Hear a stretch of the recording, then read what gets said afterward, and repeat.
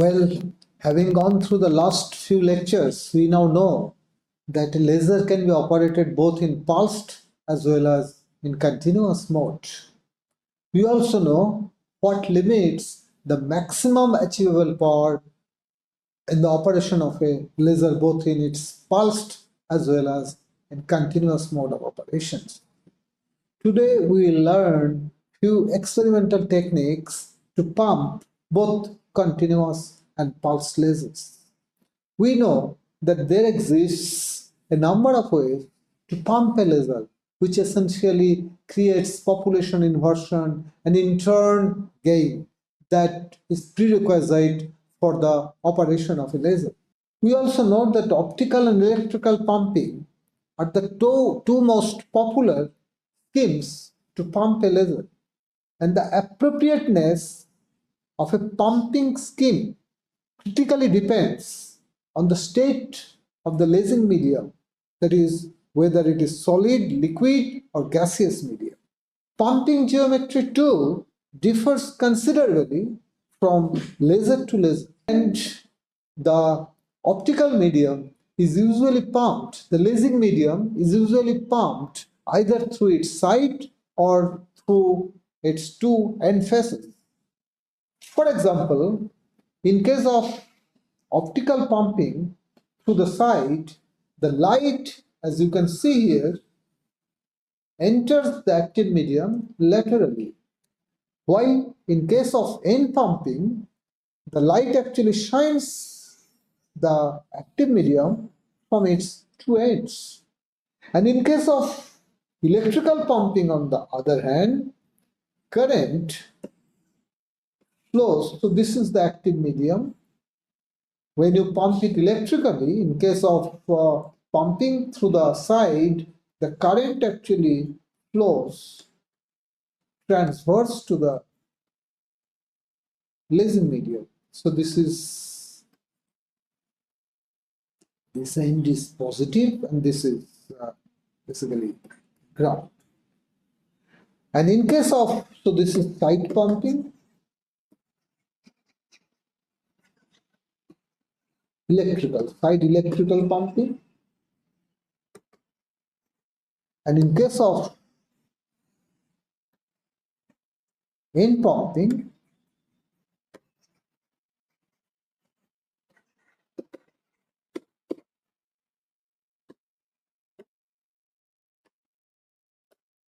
current flows longitudinally. So this is positive and this side is ground. Let us now focus on optical.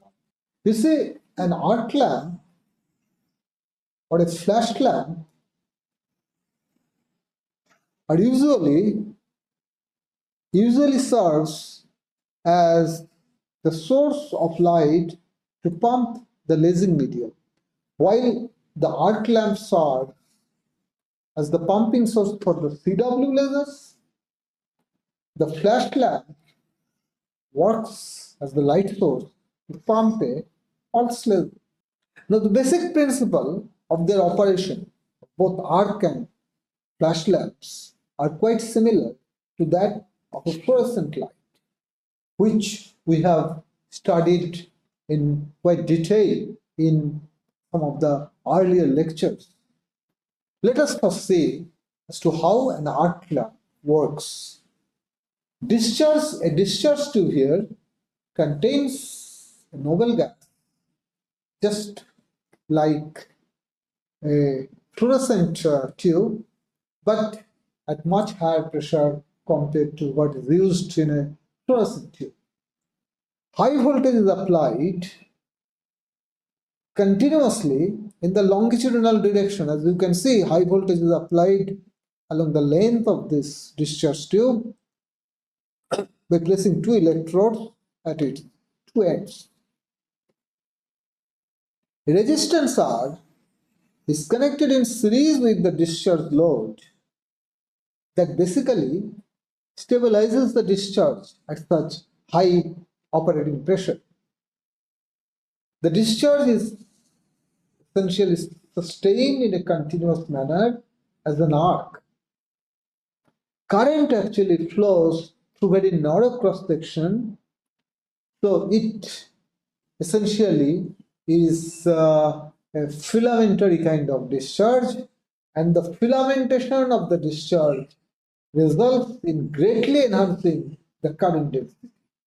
And at such high current density, the tube emits light of much higher intensity compared to that of fluorescent tube.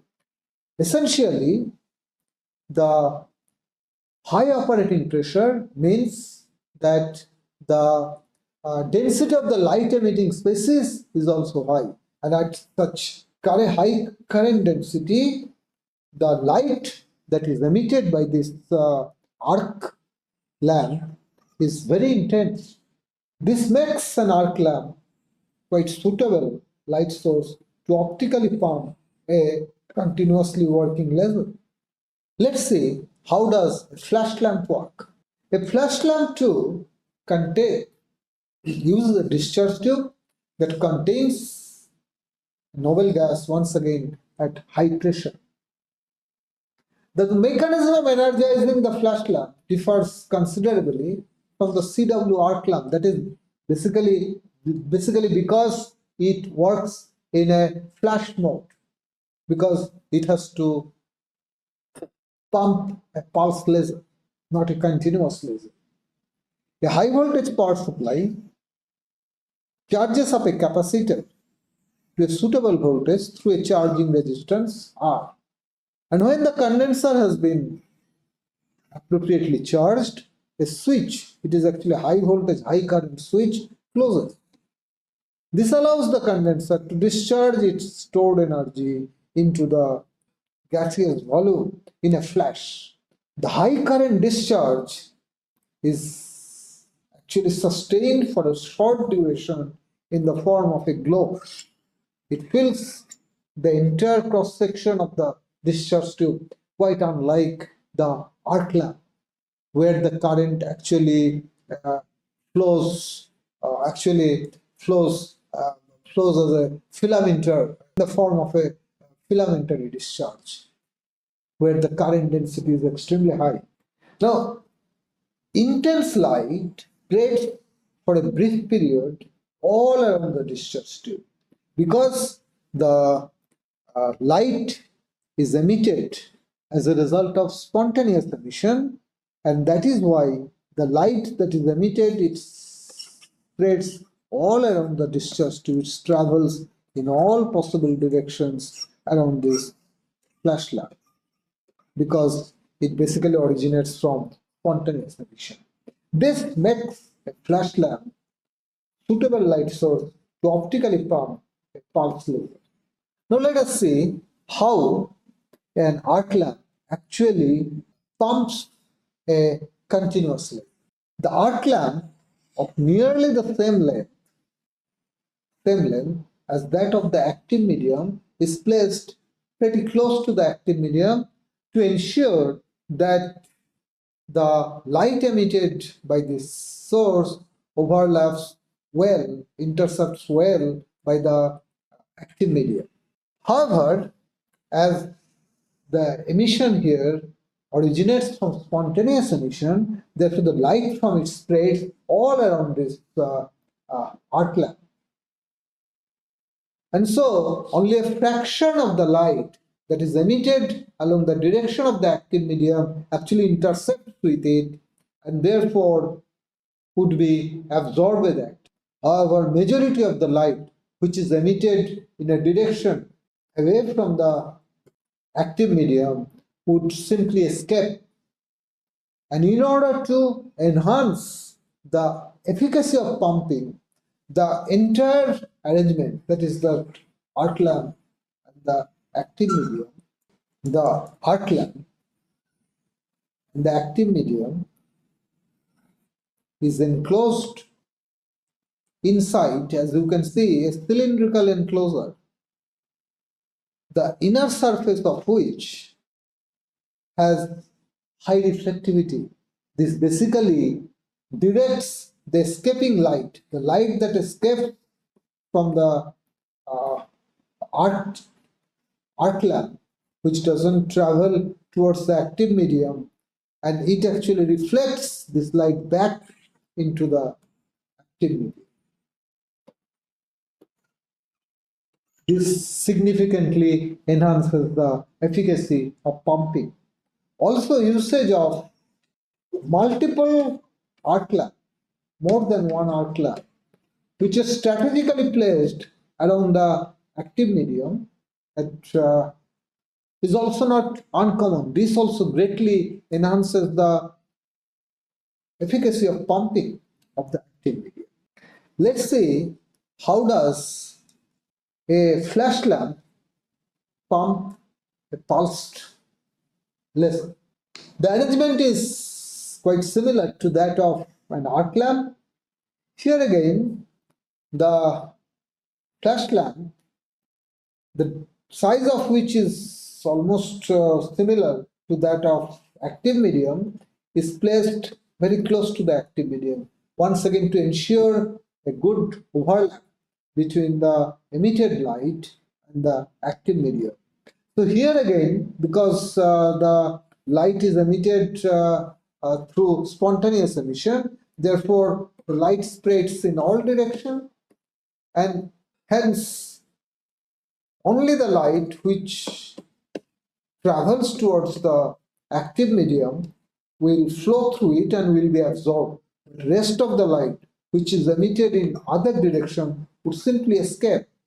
And that is why this entire assembly is actually placed inside cylindrical housing, the inner surface of which is made reflective to ensure that the escaping light is reflected by its inner surface and directed back into the active medium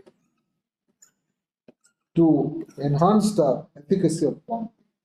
And just as in case of arc lamp that pumps a CW laser, here too use of multiple flash lamps which are strategically placed around this active medium is not uncommon. This once again enhances the efficacy of pumping. And use of a helical flash lamp and placing the lasing medium at the center of the helix is also quite popular. As a matter of fact, the first laser that Meyman operated in 1960 was a ruby laser, and Meyman used a helical, that is spring-shaped flash lamp to pump his laser. In this case, the ruby rod was placed at the center of the helix. Well, let us now see as to why optical pumping by conventional light source is suitable only for pumping a solid and liquid lasing medium and not at all suitable for pumping a gaseous medium. You see, as we have seen, that in case of these sources, pumping sources, that is both flash lamp and arc lamps, the light is emitted as the result of spontaneous process, spontaneous emission. And therefore, as you can see, the light spreads in all directions around the source of light. And therefore, it is easy to visualize that this source is not at all suitable to achieve pumping to the end of the pumping to the end.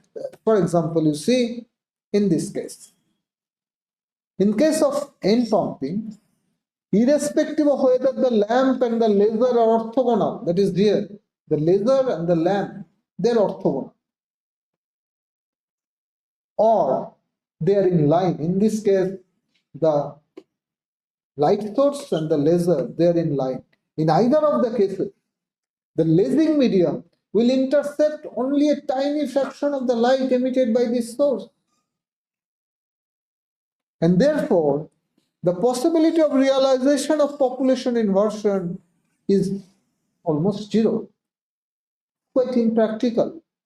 to pump the lasing medium with such a source, that is the conventional light source, to its end. The contrary, in case of side pumping, allows a large fraction of these photons to be intercepted by the lasing medium. As you can see here, the large fraction of photons are intercepted by the lasing medium. And in case of a solid or liquid medium, most of these photons which enters the medium will be absorbed by this species, as the absorbing species is very tightly packed in case of solid and liquid. So there can be appreciable absorption in case of side pumping. However, if we consider a gaseous medium, then we know there exists a lot of empty spaces between the atoms or molecules that make up the gaseous medium. And therefore, the photons that are intercepted by this gaseous medium, in case of course, side pumping, most of this, majority of the photons escape unabsorbed.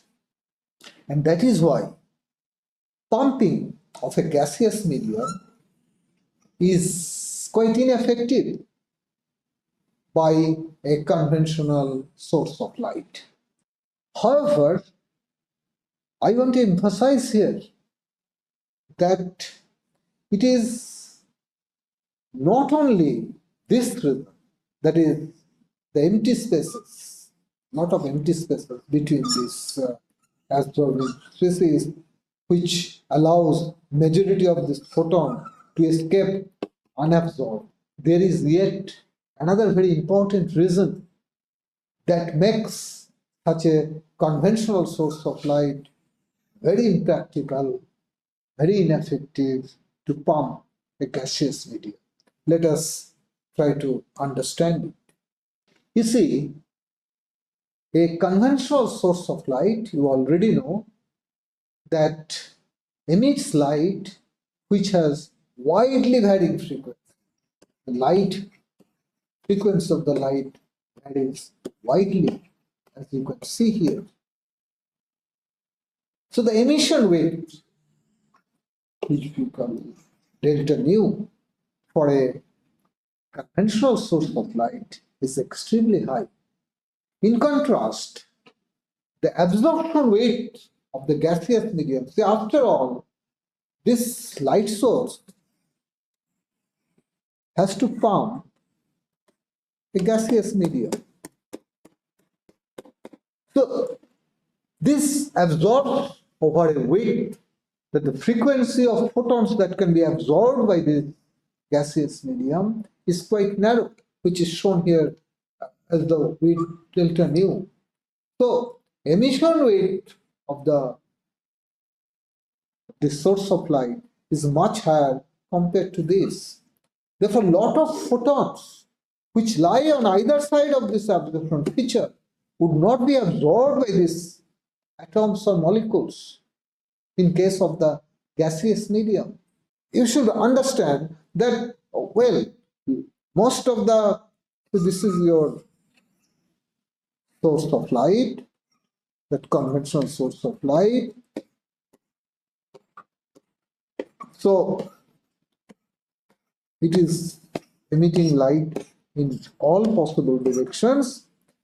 So in case of side pumping, a significant number of photons would pass through this medium. However, because there is a lot of empty spaces in between the absorbing spaces, lot of photons would simply escape unabsorbed. That is, of course, one reason. But some photon which may interact, say, for example, this photon is interacting with this atom. Now, whether this atom will be able to absorb this photon or not, it depends on this photon belongs to at which location of this emission spectrum of them. If this photon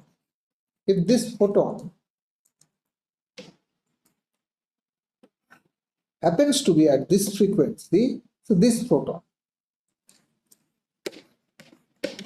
So you consider a photon which is interacting with, suppose, this atom, because it is intercepted by the atom. So it is this photon. But you see, at frequency wise, this photon lies outside the absorption window of this medium. So this photon cannot be absorbed. So while most of the photon will escape unabsorbed, even those photons which happen to interact with some of these atoms or molecules may or may not be absorbed. If this photon, suppose this photon, it interacts with an atom, and suppose it is this photon, so it has good overlap with the absorption feature of this medium. So this photon will be absorbed, but this not. This will not. So this is another important reason why a conventional source of light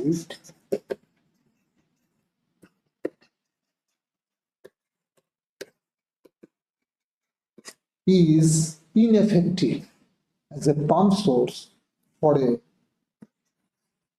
gas laser.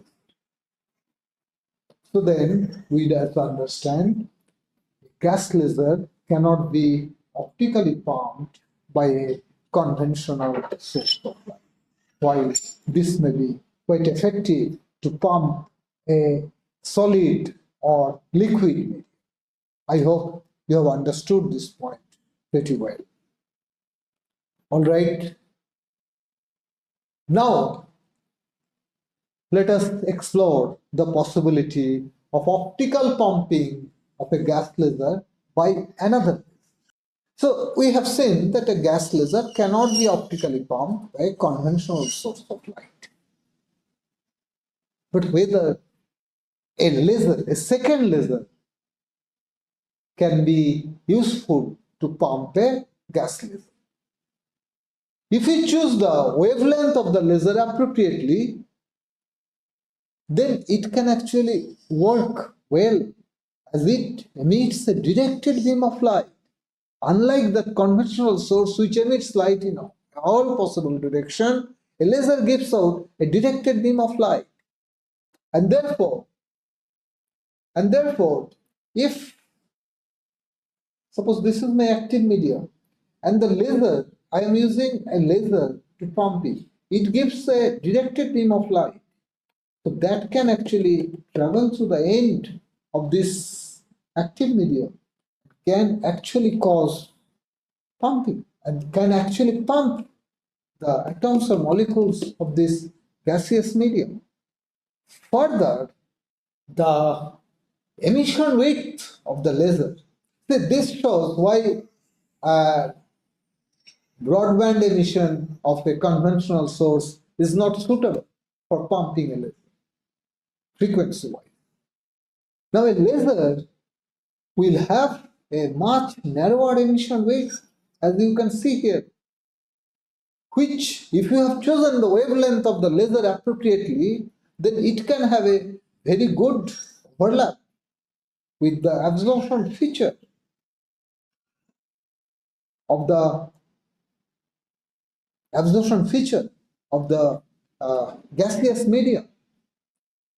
And therefore, if you use a second laser to pump a gaseous medium, both the disadvantages of a conventional source,